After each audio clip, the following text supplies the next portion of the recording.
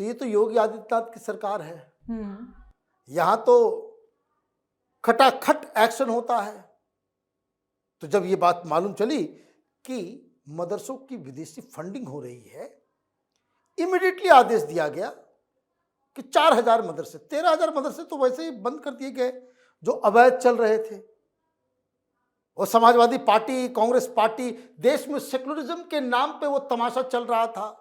अवैध मदरसे का मतलब है कि इसका कोई पता ठिकाना नहीं, कौन क्या पढ़ा रहा है, क्या पढ़ा रहा है, वो लोगों के दिमाग में जहर डाल रहा है, जिंदगी बर्बाद कर रहा है, सुधार रहा है, कौन पढ़ाने वाला है, वो क्वालिफाइड है या नहीं है, और इस तरह के मदरसों में क्या बच्चों के साथ, उनके साथ व्यवहार सही हो रहा है, गलत हो रहा है, कहीं उनका शोषण तो नहीं हो रहा। तमाम तरह की चीजें, आप इलीगल हो तो आप हर चीज से बाहर हो तो बंद करो उसको।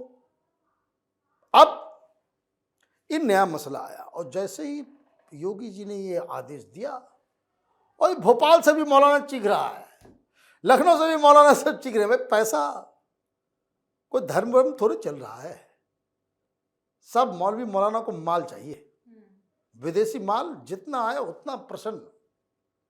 तो अब ये विदेशी पैसा भारत आ रहा है, it has to be accounted for. One, क्या इलीगल तरीके से आ रहा है, एफसीआरए के जरिए, एफसीआरए का कोई नियम उल्लंघन तो नहीं हो रहा। नंबर टू, और अगर लीगल तरीके से आ रहा है तो उस पैसे के आने का मकसद क्या है, पढ़ाई के लिए, मदरसा चलाने के लिए आ रहा है, तो वाकई वो पैसा मदरसा चलाने में खर्च हो रहा है या नहीं हो रहा है।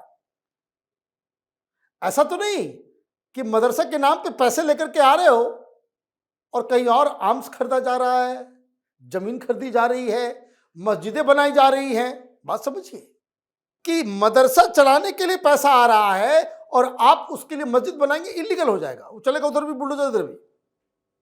बात समझ। तो ये जो योगी आदित्यनाथ ने उसको कहते दुखती रग जो है उसको जो है छेड़ा है।